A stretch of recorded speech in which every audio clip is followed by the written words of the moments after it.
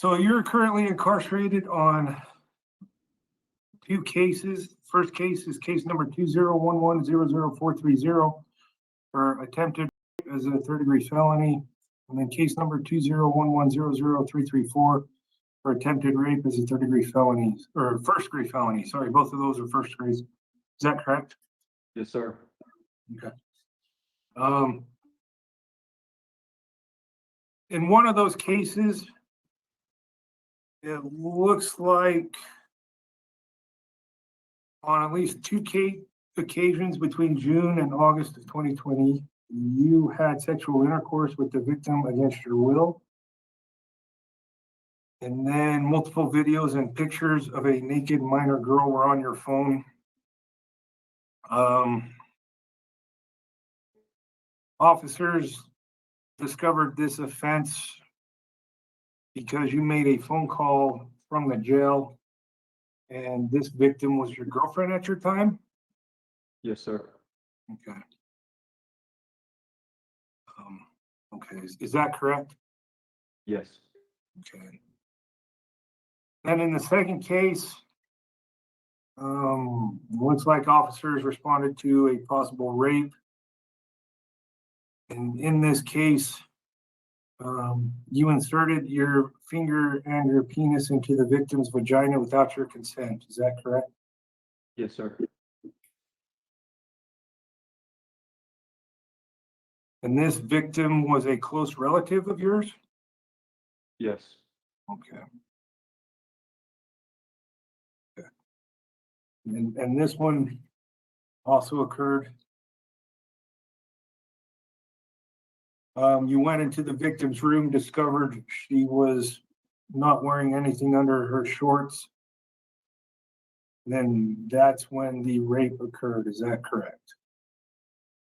Yes, sir. Right. Okay. What was going on in your life at this time that you thought committing these offenses would be appropriate? I only cared about myself. I was being selfish. I didn't think about anybody else. I was acting out for attention.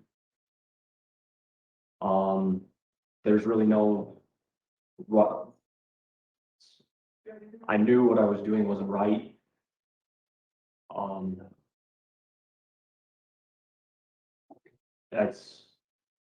That's where I was at in my life. Is I had a serious porn addiction, and I let my fantasies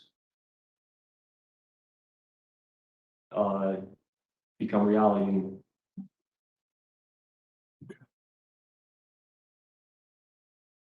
that's where I was at.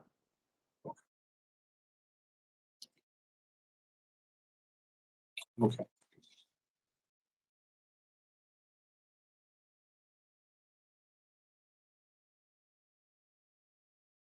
One of these cases is a little odd, right? Because the victim you were closely related to, directly related to, Yes. She is very supportive of you, according to her statement in the PSI. And your family is also very supportive of you, correct? Yes, sir. Okay. So I'm glad you have this support. Right. Here is where it is going to get difficult for you and your family. Because of these offenses, if you are released, once you are released, you will have sex offender A conditions. Part of those conditions is that you will not be allowed to have contact with the victim. Correct. Okay. I hope you understand this. And I hope that somehow this is communicated to your family and the victim that at least initially, that is non-negotiable. Correct. Okay, so I hope everybody understands that.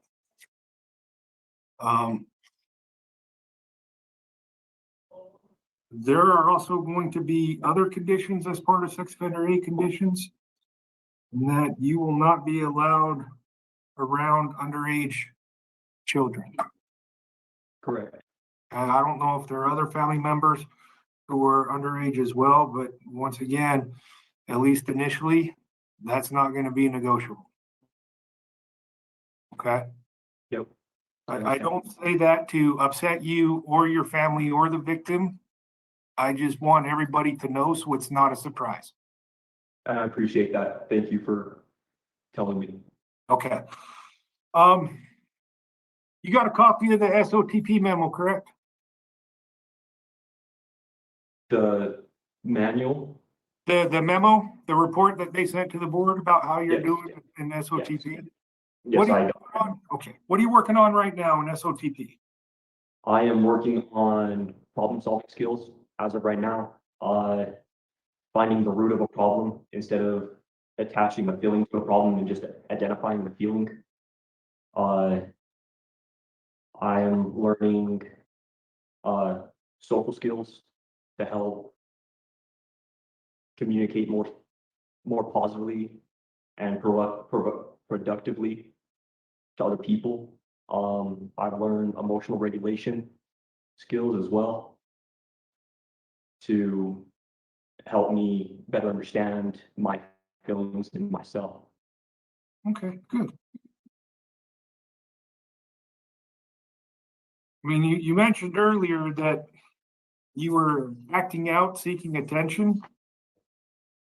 Yes, So I hope you understand and I hope you realize there are better ways to find attention, right? 100%. Yeah. And that's going along with being able to manage myself emotionally. I'm seeking help from the therapist. I'm seeking help from my support group.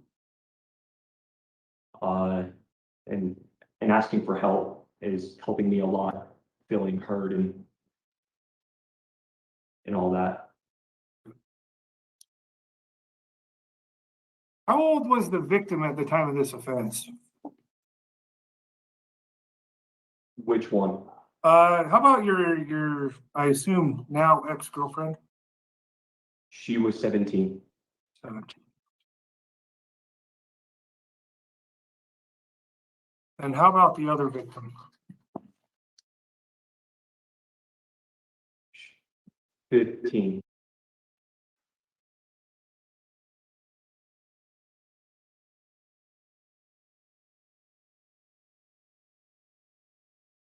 And you were approximately 20 at the time of these offenses? I was 18. 18, okay. Yep, sorry. I forgot how to do math It is okay. for a second.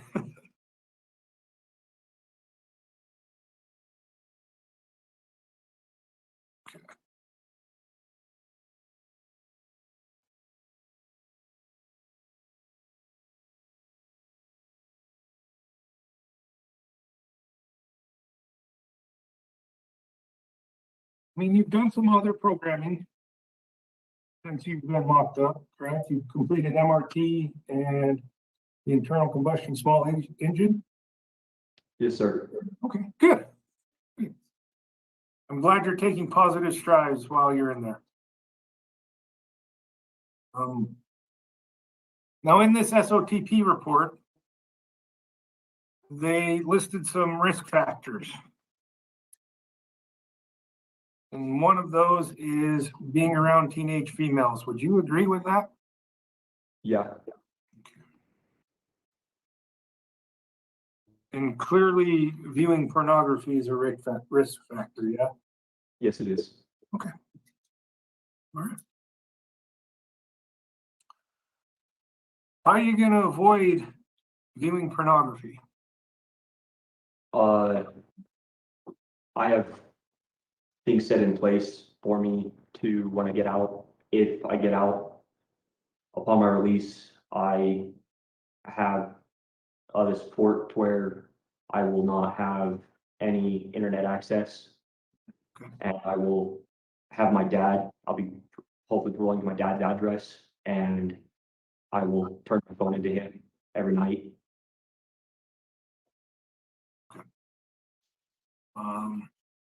Okay.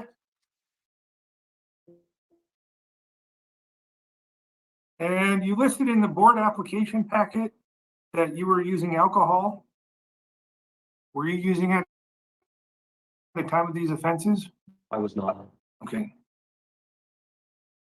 But you had used alcohol prior to that? Yeah. Okay. How often were you consuming alcohol? Probably once every 2 weeks.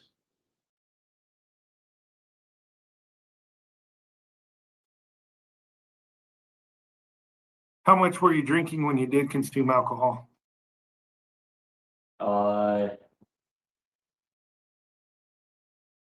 Depended what I had available to me. Okay. Really, Okay. No gang affiliation? no. How's your mental health? It's a lot better. It's getting better.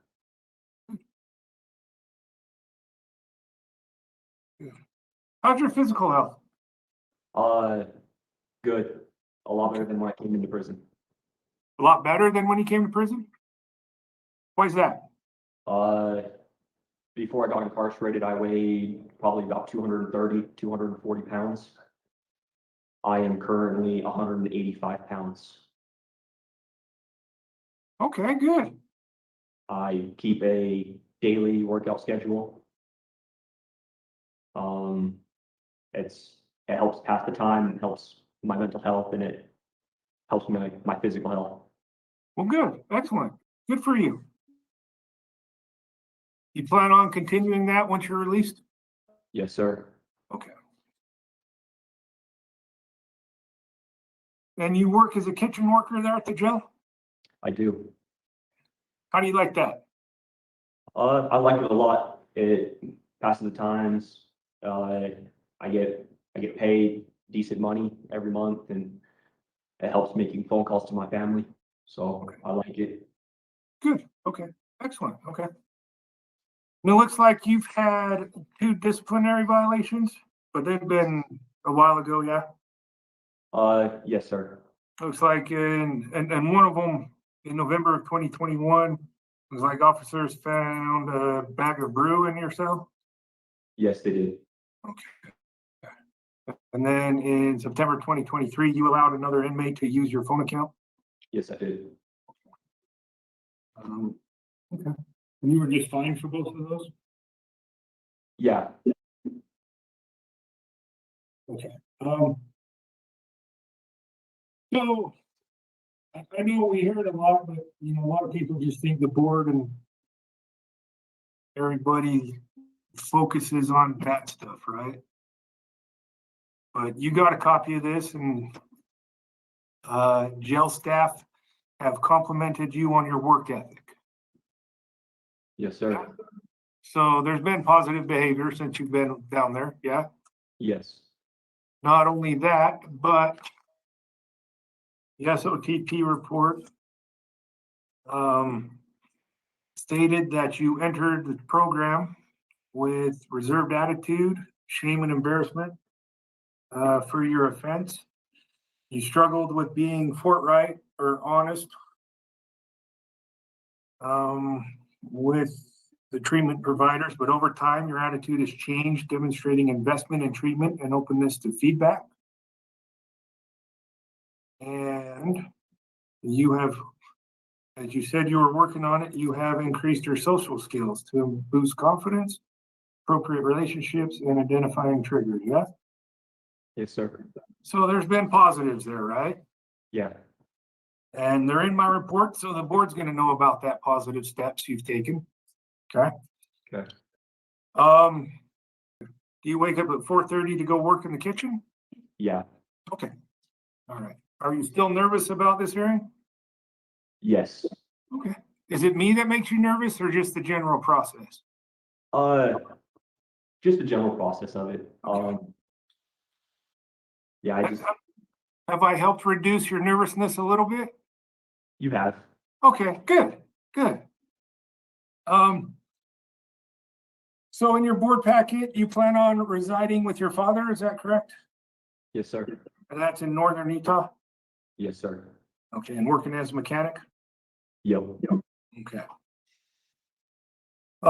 In the report, SOTP recommended you complete aftercare once you're released. Yes, sir. No contact with minors. Yep. Okay, and like I mentioned earlier, for a little bit, that's non-negotiable. Okay? Yes, sir. Eventually, you and your therapist and somebody will develop what's called a safety plan.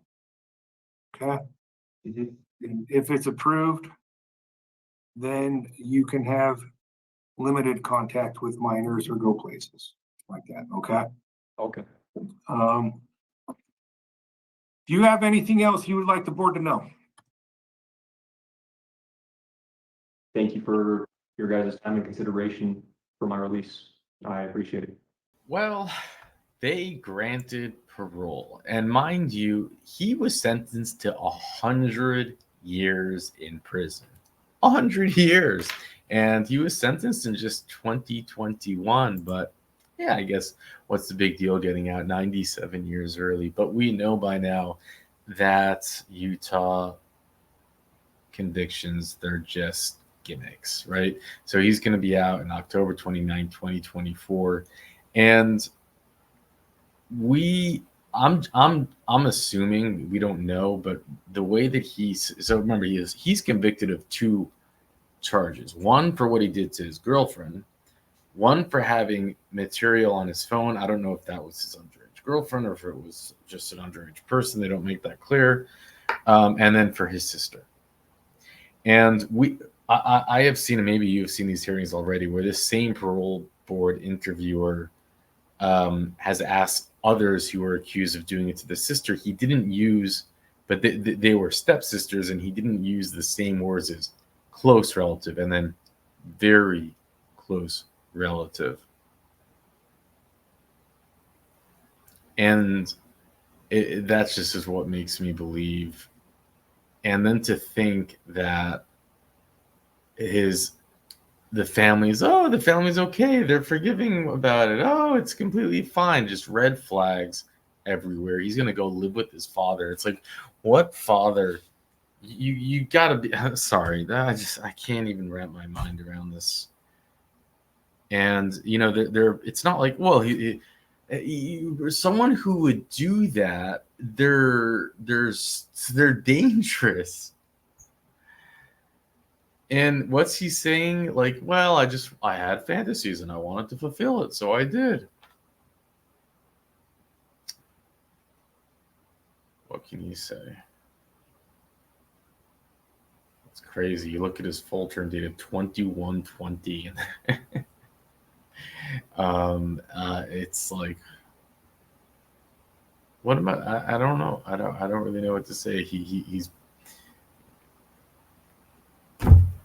you didn't see it, you wouldn't believe it.